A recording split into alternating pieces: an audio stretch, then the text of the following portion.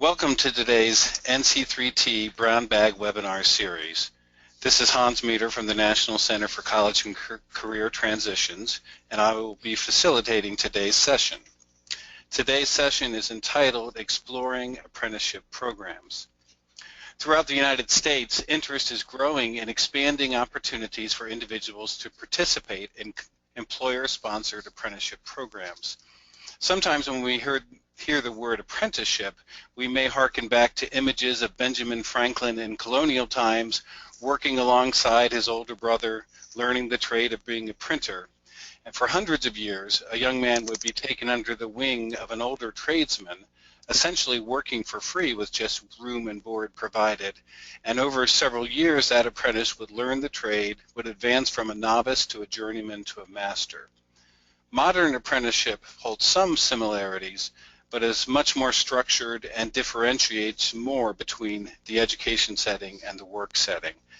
Typically in an apprentice, the apprentice is hired by an apprenticing company, and the learner is put through a 2 to 4 year program where classroom learning is interspersed with actual paid work. And in about 25 states, the U.S. Department of Labor oversees apprenticeship programs. It's interesting that in Europe, particularly in Northern Europe, apprenticeship is really a predominant way of working and learning. In Germany, there are 1.4 million apprentices with a workforce of 41 million people. In the U.S., we have just 400,000 apprentices, yet the size of our workforce is more than 3 times that of Germany. So there's a lot of room to grow the apprenticeship model. And just from today's interest that we've seen in today's webinar, we know that there is a great deal of interest. The types of models we'll be looking at today are not registered apprenticeship programs. They are youth apprenticeship, kind of apprentice-like programs. So we're really excited to learn about these models that can be very scalable. You see, excuse me, I'm pulling up my slides here. NC3T's mission is every teen with a dream and a plan, and every community with a capable, ready workforce. So to help flesh out that mission, we have a framework, a pathways framework, that has 5 components to it. And today's apprenticeship discussion really covers a couple of these pieces of the framework. There's the cross-sector partnerships, particularly career exploration, employer and community engagement, and to some degree pathway programs of study are covered by apprenticeships. So let's get started. I'm going to ask our first speaker today, Dr. Dianne Leveridge. I'll introduce her. She is with the Kentucky Community and Technical College System, Director of Technical Programs, developing quality, consistency, and industry sector alignment among KCTCS technical programs. Dr. Leveridge serves on the Kentucky Federation for Advanced Manufacturing Education, KYFAME, the Board of Directors, and is also in the Lightweight Innovations for Tomorrow, LIFT, Kentucky Education and Workforce Leadership Team. Dr. Leveridge has presented her research at several project management conferences and published in Project Management World. Retired after 20 years in the manufacturing sector, Dr. Leveridge holds a PhD and master's degree in civil engineering project management from the University of Maryland, go Terps, and in addition to a bachelor's degree in electrical engineering from the University of Kentucky. I'll turn it over to you, Dianne. Thank you. Thank you, Hans. Yes, go Terps. Thank you. I appreciate the opportunity today to talk about KYFAME and the model that we're using here in Kentucky, and actually that Toyota is expanding into the 8 states where they do business in the United States. So I really appreciate the opportunity to be with you all today, and I think we're going to have time for some Q&A, plus I think there's going to be some handouts that I've sent, which will be sent afterwards. So the Kentucky Federation for Advanced Manufacturing Education is an apprenticeship-style program. It is employer-led and employer-driven primarily, first and foremost. And it was formally started about 5 years ago various morphs of that prior for about 10 years between Toyota and a partnership with one of our colleges in the Central Kentucky area. Next slide, please. So today it is the EEP model, and we've actually developed that term based off the traditional public-private partnership PPP model that's very familiar to many of you in the literature as well as in practice. So this originated in 2010 with the first class, if you will, the first cohort of students at Toyota. Toyota was the only employer that year. And there are several prongs and elements to this model. It's designed to improve manufacturing perceptions and promote manufacturing careers externally to families, their children, high schools, counselors, even educators. Primarily, it's employer-led. And the first thing that employers agree to do when they come together is they agree to stop poaching, and they agree to collaborate. And actually in Kentucky we started with, in January, the governor announced 4 chapters of this model, and we're now up to 8 with the goal of 10 before year end. So they do have to agree to collaborate and partner, and we've seen in several areas employers, when they do come together, actually question their ability to do that. And what they're finding is that as they are able to collaborate and come to the table with a common vision and a common goal, then they can rapidly accelerate the program. Employers and educators collaborate in a new and different way within this Advanced Manufacturing Technician track. The Advanced Manufacturing Technician track is the low-hanging fruit. There are many more occupational tracks and many more industry sectors to come that we're actively working on.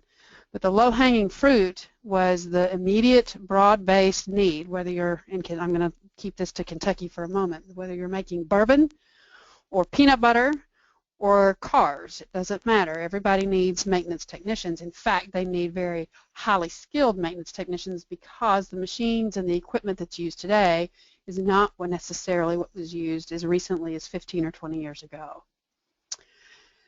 The collaboration between employers and educators is deep. We had to create a new FERPA agreement, for example, and this track was just formalized within our system last year. It's expandable, as I said, repeatable and sustainable among different job categories within manufacturing, as well as different educational pathways and industry sectors. Next slide, please. An example of some of the employers, we're now about 150 employers statewide among the 8 chapters. Sealing Life is a small, one of the questions that we get sometimes is, can I do this? Sealing Life has 4 employees. 3M is a global conglomerate, as is GE, Toyota. They're not on this slide, but Toyota is actually a lesser participant at this moment when you can consider we have 150 students about right now enrolled, and only about 30 of them are Toyota. So the predominantly other manufacturers are sponsoring, and all these manufacturers that you see on this slide are sponsoring students in different parts of our state currently. Next slide, please. The model, it's a very deep partnership with constant communication and more of an integrated infrastructure. When a student is learning PLCs in the classroom, for example, then they go to work and they work on PLCs. It's each employer, because it's employer-led and employer-driven, each employer sponsors a student.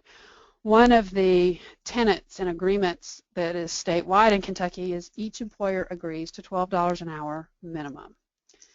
How they negotiate and work out the terms of employment varies by employer, but every student has a 40-hour week plus homework. They work at the employer's 24 hours a week or 3 days, and they attend class 2 solid days. And by solid, we mean 8 to 5 or more per week for a total of 68 to 71 credit hours when they're finished. The other requirement that the employers have established with us is that a student must earn a C or better in every course, including their gen eds. Next slide, please. The students must be college ready. The curriculum has no room really for remediation. When we find, and we have, when we find students who lack a little bit of preparation in mathematics, then they are caught up independently, either on their own, after class, or within the employer. As I said, using the PLC model again, we had some students who struggled with ladder logic in the PLC course, and we put them with a specific PLC expert at the employer, sponsoring employer, and they were able to understand the concepts. The same holds true with math, communication, any of the other courses. The collaboration between the college and the employer is extremely deep. The students sign a special FERPA release that's unique to this program, that's system-wide and was developed with our registrar and our legal team, so that from the very beginning, the employers make the selection of who they're going to sponsor and who's going to enroll. But upon enrollment, the faculty and the employers begin to communicate deeply and frequently about progress. Alluding again to the PLC example, we knew very quickly when the students were having trouble with PLCs, and we were able to turn that around. The same is true when we have, conversely, when we have students who are excelling and doing really well, both on the shop floor, in the plant, or in the classroom.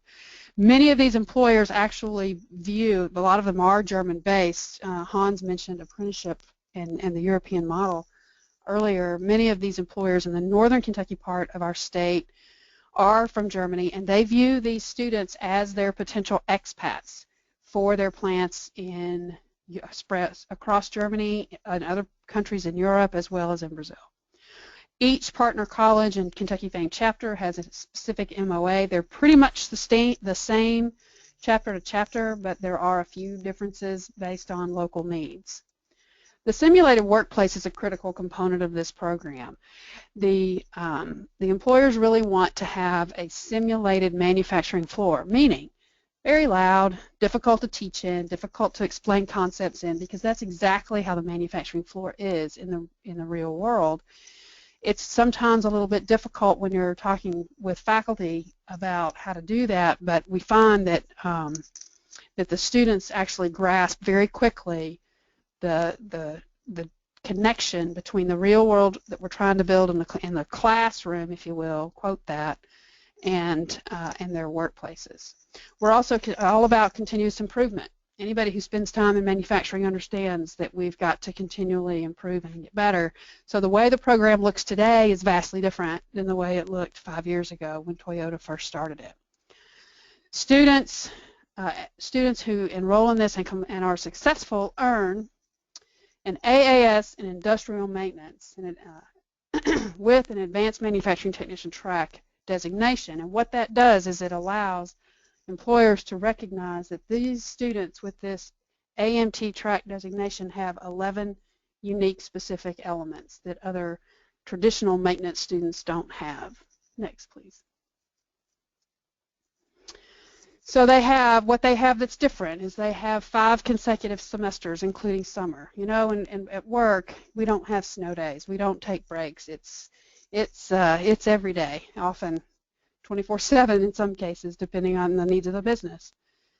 So the faculty have to go through additional training to understand these additional model components of education. 5 manufacturing core exercises, which are credit-bearing, which cause us to be 68 to 71 hours. Safety culture is the first one. 5S, which is effectively workplace organization. Lean manufacturing, problem solving using different tools, A3s and different tools. And then reliability for maintenance. Each of those courses is worth 1 credit hour, but each of those courses is not standalone. They actually build upon each other, and they're incorporated into the workplace, not just in the classroom. So it really is integrated. Each of the concepts within those actual courses is integrated in the workplace, and we actually have employers who train other employers in those elements, and we've actually seen some of our students improve their employers using lean thinking, getting rid of waste, solving problems, or 5S. The 6 personal behaviors are integrated, meaning those 6 elements, attendance, communication, diligence, initiative, interpersonal skills, and teamwork, are integrated across everything from communication. We're working on the English 101 course. We've got a specific communications course that has these elements integrated. We're integrating them into the technical skills. So that, and we have specific metrics and measures that the employers use and that our faculty are trained to use so that we understand when a student is exhibiting teamwork, we can assess, if you will, that skill set.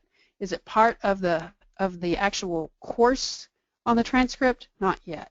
Is it embedded into the courses? That's where we're moving to. And so the employers came to us and said, we want this advanced manufacturing technician track so that we know when a student is successful, they will have these 11 elements, these 5 core exercises, these 6 personal behaviors, coupled with the simulated workplace environment and our place of employment.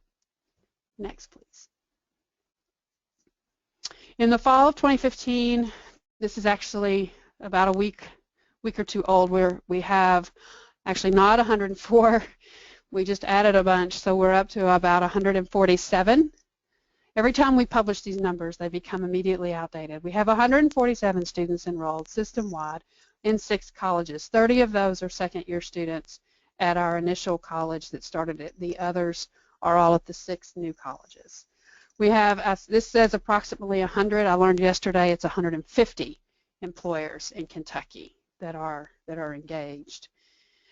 Employers are always about ROI and what's in it for them, and they should be. We want them to be around for many, many years. They're looking for globally competitive employees locally, and that's what this does. As I already said, Northern Kentucky employers are looking for these students to be their expats of the future. The beauty for families is that these students can come out with little to no debt because the employers have all agreed at a minimum of $12 an hour. Some employers actually pay the tuition directly, so the students don't even incur a tuition expense. Some employers bring them on as FTEs right away, so they have health benefits, paid time off, and all the benefits of being a working adult. It's a career pathway, and so what Kentucky FAME is trying to do with this pathway is trying to go both directions, up into their companies by providing further educational opportunities, as well as back. We were just having a conversation this morning about what can we do at the preschool level. What does teamwork look like when you're 3? So we're really trying to cultivate an entire pipeline of K to gray, if you will, skills for developing these soft skills, as we sometimes call them, or employability skills. With respect to the German apprenticeship model, actually, we have just learned that we do have a couple employers in our Louisville area that have submitted Department of Labor paperwork, and now the Kentucky FAME EEP model is officially a registered apprenticeship in Kentucky. In addition, it is being evaluated, and we're working with the German American Chamber of Commerce to obtain Class B apprenticeship certification.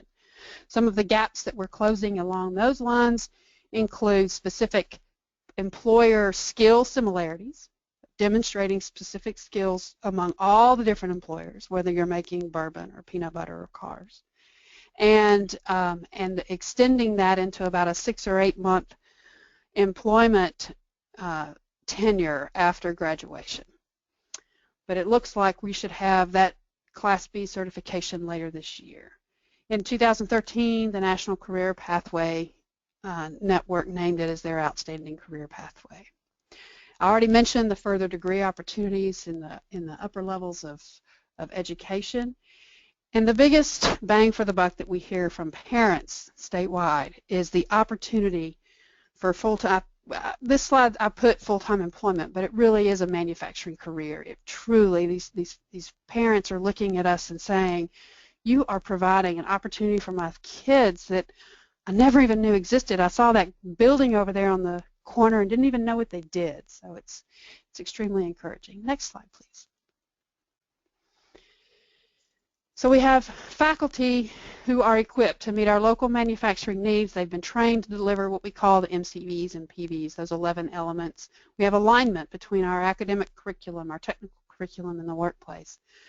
Immediate, deep, constant communication with employers, and we're working toward, we started this a little bit this summer, and we're now working actively around the state to have secondary and post-secondary educators in partnership in plants next summer around the state to develop a for a week to have an externship opportunity to begin to develop a project-based lesson plan that they can then work on throughout the academic year in their classrooms with their students, with the employers.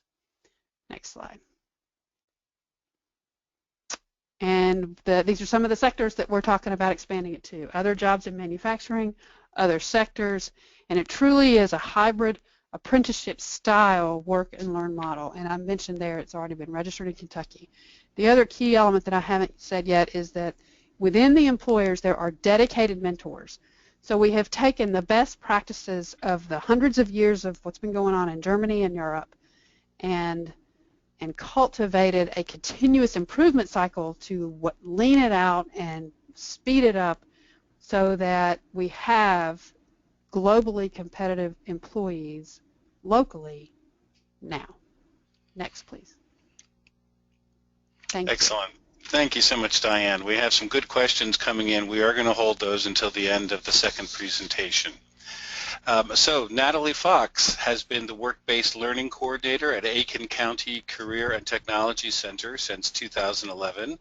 Previously, she worked for 7 years with the local education foundation in Aiken County, where she worked in board relations, fundraising, grant writing, and program management. Aiken County, by the way, is located in South Carolina.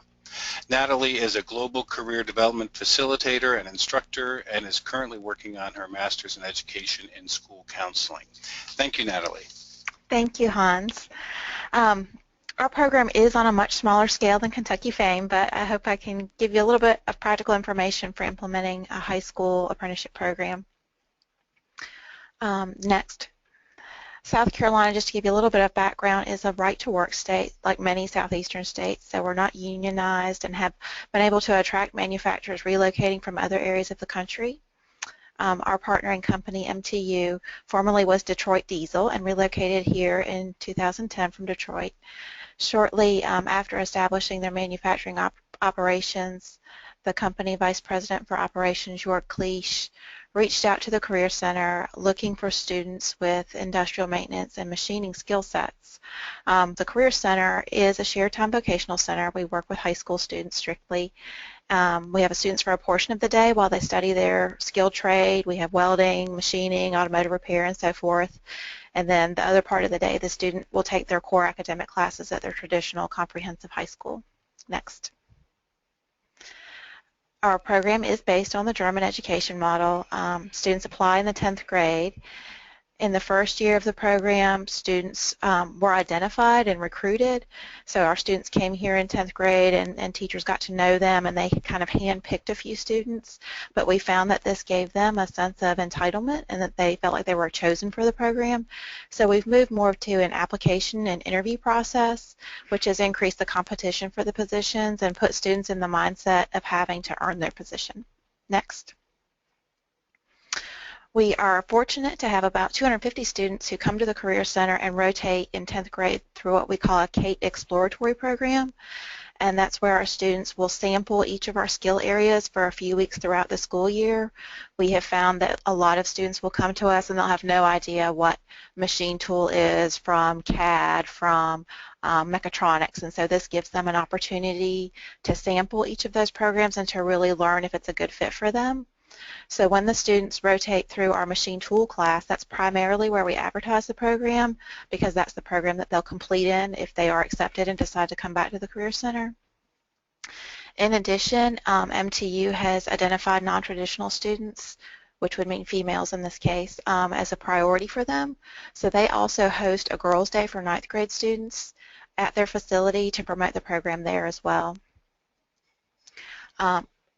Another requirement that we have is we've decided to use a nationally normed assessment to create a cut score for our applicants. We chose the WorkKeys Applied Math score and we use MTU's requirement for their entry-level assembler position as our cut score. We don't have a GPA requirement per se. MTU was very open to the idea that there would be a lot of students who might be interested in a program like this who academically might not be the traditional student that you would think to recruit for a program like this, that they wanted to give students who maybe were struggling an opportunity to achieve more for themselves and to find some motivation through this program. We also wanted to ensure equity in the program in terms of SES status. So we've worked hard to provide transportation to students without transportation. This is a really big commitment for us.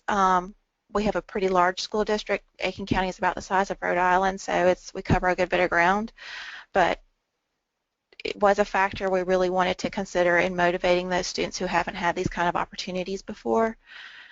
So if the program grows and we have multiple businesses, it may be a challenge for us to maintain that. Next. One of the biggest lessons we've learned going through the process is to know the expectations of our business partners and to recognize that this is a learning process for them as well. When we first began the implementation of the program, I think our expectations changed as well as our business partners' expectations changed. At this point, I think MTU came into the program because they believed in the German model of business and industry being a major player in the development of an educable workforce. But there are other motivators such as decreased training and recruitment costs, increased employer visibility in the community, industry tax credits for participation, and they're good to be aware of and to continue to have the conversation about. I think it's always important to be in the process of building your awareness of expectations and what needs are being met and where things are falling short, and to really have those open and candid conversations with your partners about where improvements can be made on both sides of the experience. Next. The course has evolved since its inception. It started actually out in our industrial maintenance class, but as we delve deeper into the curriculum and the requirements of our partner, it's ended up being a better fit in our machine tool program. So we transitioned it over to this program, and that's where it resides full-time now. You can see from the slide that students end up accruing about 1,600 hours in the program. 600 of those hours are their core academic training hours. They're largely in our machine tool class. They do a small component also in our computer-aided drafting class because they need to be able to read blueprints. 1,000 hours are required at the work site. We are a registered apprenticeship with the Department of Labor as well as the German American Chamber of Commerce, so we do have some pretty strict reporting requirements for the number of hours that our students document. And also noting there that the students have to commit to the summer after graduation, so while we are a high school program, to get those hours in, they have to be willing to stay in it for that summer after they actually graduate. Next. The exam is an extremely rigorous process. This does happen the summer after their senior year. Our students report that it's by far the most difficult assessment they've ever undertaken. It's a multi-part exam. A representative from the German American Chamber of Commerce and a corporate trainer from MTU Germany oversee the 4-day exam, which includes a written as well as a practical examination component. They're required to take raw materials and tool and assemble the mechanical pieces as well as evaluate those pieces at the end and let the instructor know what's out of tolerance and whether the piece would be able to be used, and so it's pretty intense. Next. This is our last graduating class of students, and you can see there they're holding their certificates from MTU. As I mentioned earlier, they do get dual certification, so they have their certification from the German American Chamber of Commerce as well as the Department of Labor. Next. We get a lot of recognition, and that's been great for the company as well as the school. So it's given us some opportunity to talk about the good work that we're doing and to shine some light on the company. Next. You can Google this. I just put some screenshots in of a New York Times video. They flew down and did a piece on the program just to give you a better idea of the environment that our students are working in, and our instructor also is included in that. The students do rotate through all the parts of the facility, so they go through machining, assembly, and quality, and they're exposed to a lot of the different facets of manufacturing. Next.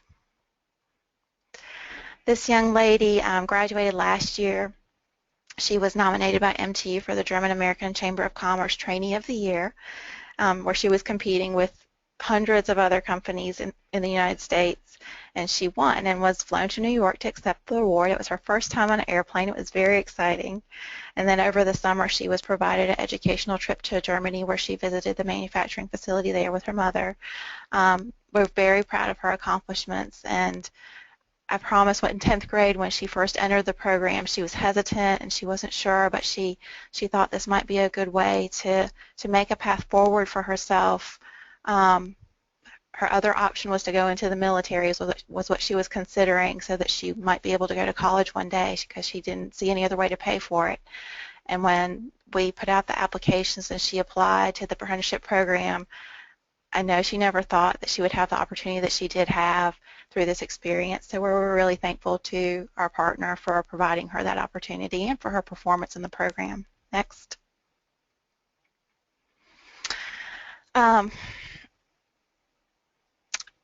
Our 2015, one of the things that we emphasize in the program is that there's no obligation for students to remain with the company at the conclusion of the program, nor is there the obligation on the company's part to permanently hire the students.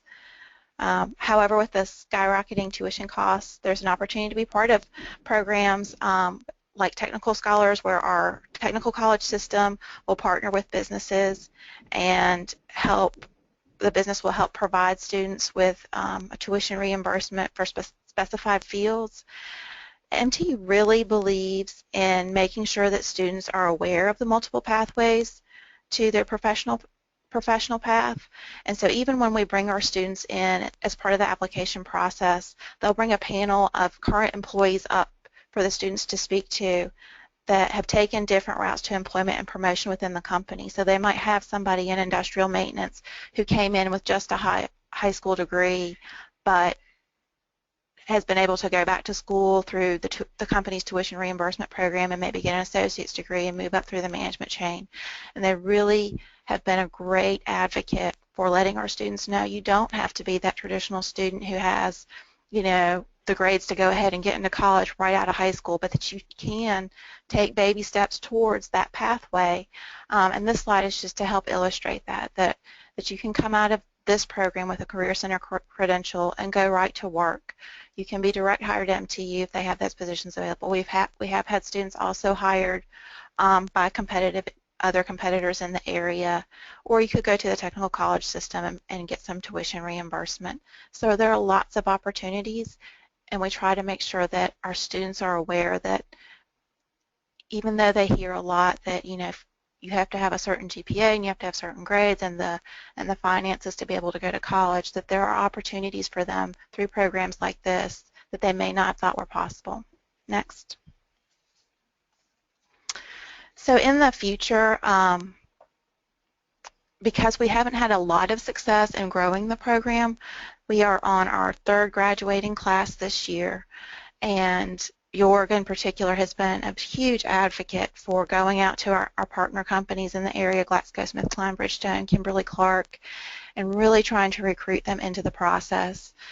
Even though we have demonstrated that there is no legal barrier to hiring 16-year-olds to work on their plant floor, and that we've set up a model that is tested and that works, we still have not had anyone else to join up with us, and I know that that is an initiative for MTU that they would like to see the program grow. And so in the future we are looking to move more towards the dual enrolled technical college model, so that our students are at a college level versus a high school level, hoping that we'll encourage other companies to join the program and to provide these opportunities to our students. Next. This is just some of our partners that we work with. Apprenticeship Carolina is an organization in South Carolina that's a real critical player for us. They help us work through all the legal paperwork of registering our programs with the Department of Labor and with the German American Chamber of Commerce. So they're a great organization. We're thankful for their partnership. They are housed in our technical college systems. There's my contact information as well as MTU's website if you have some interest in learning more about them. Well, thank you for the opportunity to present this information. Very good. Thank you so much, Natalie and Dianne. We've got some time for questions, and we will go right up until 1:45. If we still have some additional questions, if anyone wants to hold on, we'll continue beyond then for a few more minutes, but we will kind of officially close at 1:45. So there was several questions that came in about Kentucky FAME, and some additional ones may come in about the South Carolina model as well. So one quick question, is Kentucky FAME part of or separate from track? And maybe you know what track is, Dianne. Dianne, are you on mute? Oh, sorry. Can you hear me now? Yes. Okay, good. Kentucky FAME and track are basically two sides of the same coin. Track is a specific secondary high school model with a few employers around the state registered apprenticeship for juniors and seniors in high school. Kentucky FAME is focused on educationally post-secondary students because of its broad nature around a whole host of different kinds of skill sets from a maintenance perspective, different occupations, moving into different sectors. It's more of an education model with the three primary tenets of a technical curriculum, the 11 elements that comprise personal behaviors and core exercises, coupled with work sponsorship, employer sponsorship. The track is a great one piece of building up the secondary feeder system, if you will. So they're a little bit of the same thing but different. So that in terms of the students that are actually involved in your program, none of them are dual enrolled high school students. They're all only post-secondary students. They're only post-secondary. In fact, we're actually targeting underrepresented minorities, veterans, displaced older workers. So it's a mixed bag. We have several companies that only sponsor incumbent workers. We have several companies that use this as use the Kentucky FAME model as an internal PD, if you will, for their employees. So okay. It's two different service groups, I suppose. Okay. And then in terms of certifications, you talked about the students earning a German Class B certification. Are they also concurrently getting a U.S. Department of Labor certification? Within those, apprenticeship with the Department of Labor is, as I understand it, is highly dependent upon an employer registering and documenting. So within those employers, we have about, I think, the last I heard, we had about 4 or 5 employers that had taken the steps to register this model with the department. So yes, those students are earning a maintenance apprenticeship credential with the Department of Labor. But in general, it's more of an apprenticeship type of model than a specific apprenticeship program. Very good.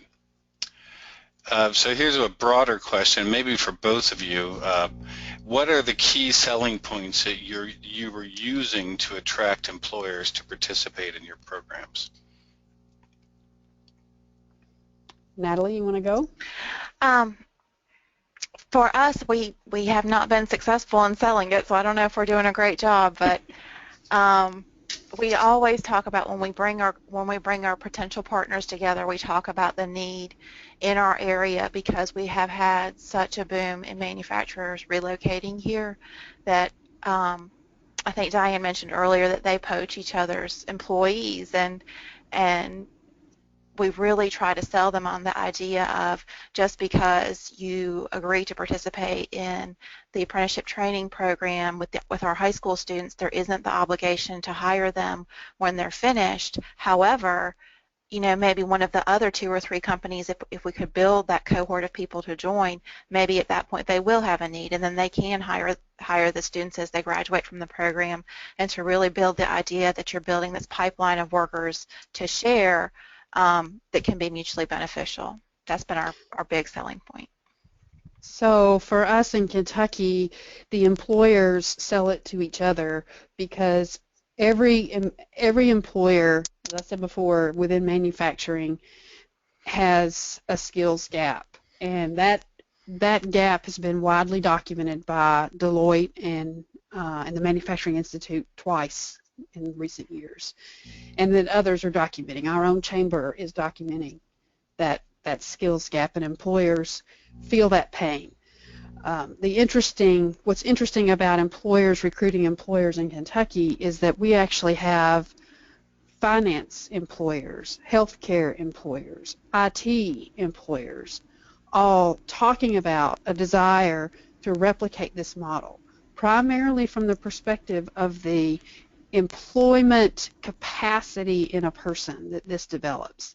Yes, these people come out of this program with an AAS making $45,000, $50,000 a year to start, but the opportunities for a student or a graduate who exhibits teamwork, exhibits initiatives, can come in, hit the ground running with very little, if any, internal remediation. And by that I mean, I used to work at IBM, and IBM used to say, we're going to teach you the IBM way, and just insert ABC company here, we're going to teach you our way.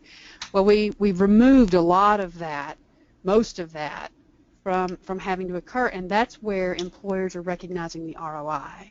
And so when you put this conversation in terms of ROI for an employer, it becomes a very easy conversation to have for them to become engaged, because it's the students and completers demonstrate the behaviors that these employers want, and they're getting a pretty big bang for their buck at the end from the employer perspective, and the person's getting a long-term career.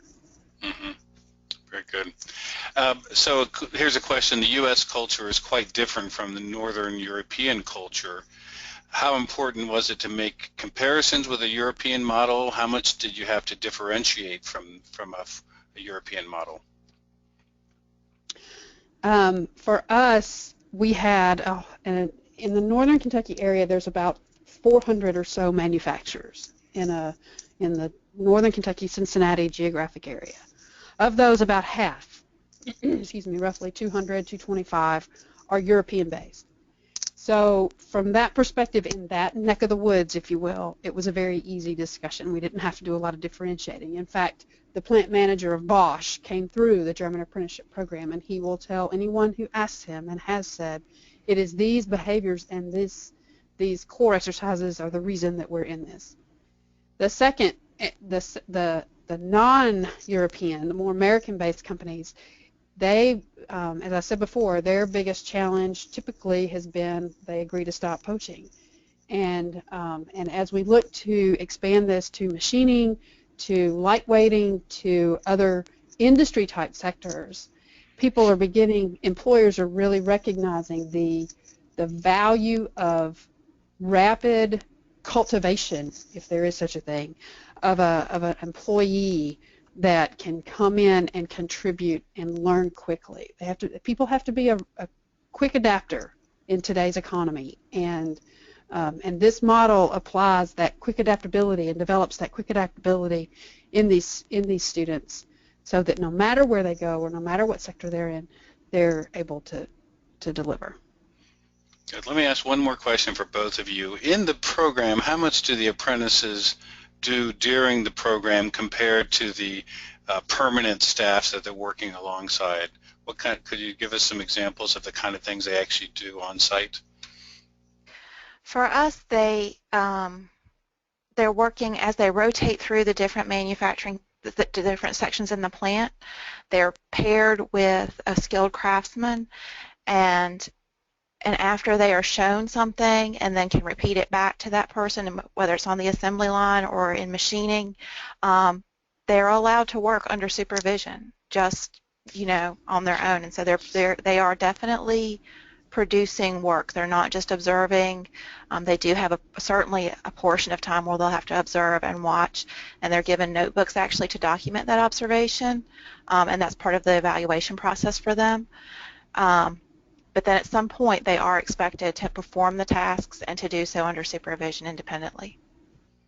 For us, it's they generally, depending on the employer, if the employer hires them as an FTE, they come in, all these people start working in the summer. So they get through the production and the basic safety and the basic OSHA requirements very soon, even before classes start.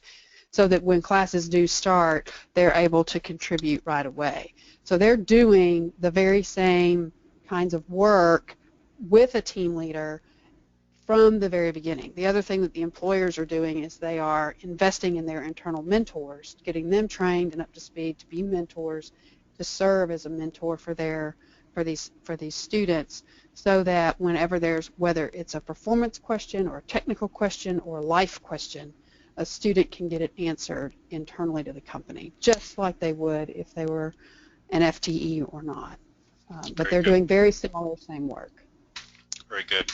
Let me just note real quickly, we are having another webinar, which is not part of our monthly series, but a week from today, and that will be focusing on Pathways 101, which is an introduction to the Pathways Systems Framework, 12 elements of an effective pathway program of study, and then we'll be sharing with you reflection questions and early steps as you're might be considering launching a Pathways initiative. So you can register in advance for that webinar, and then we'll be having our monthly webinar series a week on November 18th, and that will be focusing on some profiled health science programs. So if you are either running health science or want to learn about some innovative health science programs, we invite you to join us for that. Next slide, please. There's some additional contact information. So we'll continue with questions now if anyone needs to get off. Thank you so much for joining us for today's webinar, and we look forward to seeing you at one of our upcoming webinars.